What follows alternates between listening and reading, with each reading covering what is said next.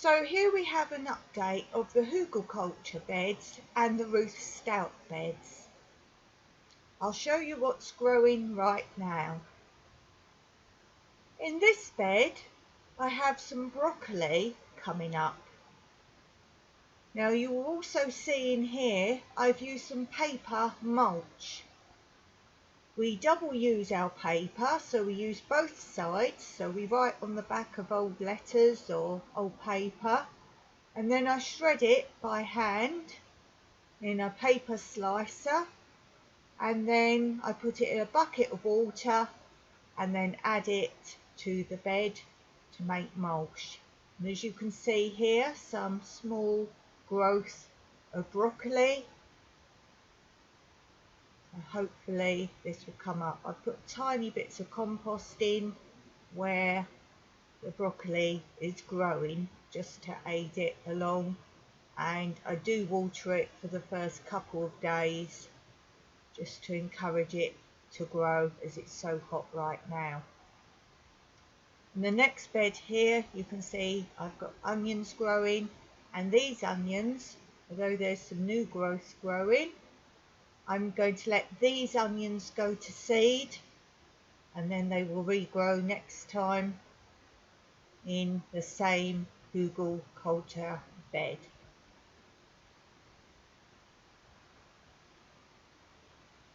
As you can see, I've recently topped these Hugel beds up with the cuttings of the straw and hay between the beds, and then I pile it on top. You need to constantly put any cuttings or anything you like, compost if you like, on top of these beds to keep them stacked. Now here is my sweet smelling trees. I've got a few of them in my garden, but I haven't identified them yet. If any of you know what this is, I'd be interested to know. So we go past this, and now these are my Ruth Stout beds. I've got a little bit growing here right now. This bed has got tomatoes coming up. So I put stakes in to mark them and to tie them up. And they seem to be growing well. It's interesting to note they're not growing as well as my tomatoes in either my cat food bags or my tyres. I always do growing comparisons of things growing at the same time. Here I have some peppers just starting to grow. Again, I'm watering these for the first couple of days to see if they take.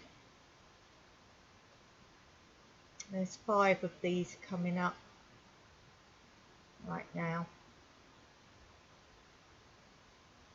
So these are peppers, normal peppers, which I use a lot in my cooking. And then I have a couple more Hugel beds, but these ones I'm not growing in. These ones I'm just using almost as a compost area. And then here, my husband Mike has made me a tap, which is brilliant, just to do a little bit of top up water in this area for newly growing crops. It's been very useful.